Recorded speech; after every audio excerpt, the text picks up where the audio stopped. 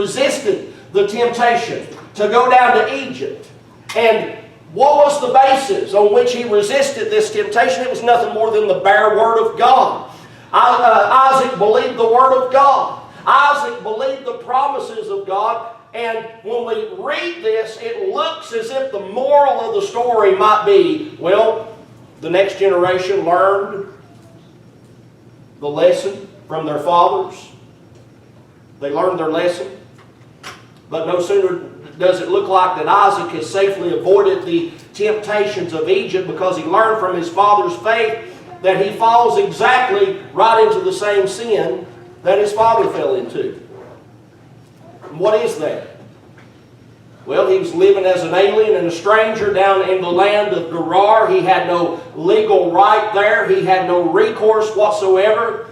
There was a possibility of violence against him.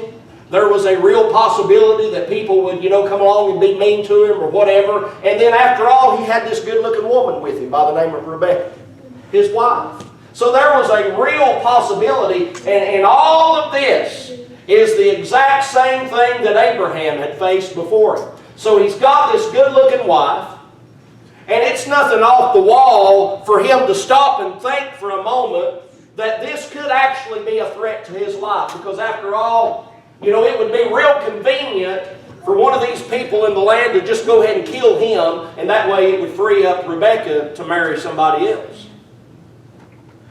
I mean, think about it. Think about the story of David and Bathsheba in the Word of God. What happened? David looked down, there, and he saw Bathsheba, and he desired her. So what did he do? He had her husband killed.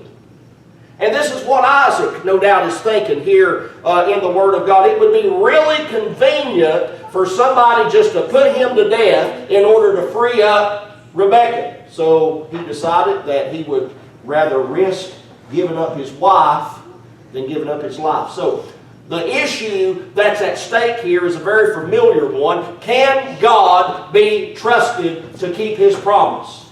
That's the issue, once again, that's at stake here tonight. Can God be trusted to keep His promise, or does God need us to jump in with some sort of deceptive scheme and help Him out a little bit? That's the question. Can He be trusted?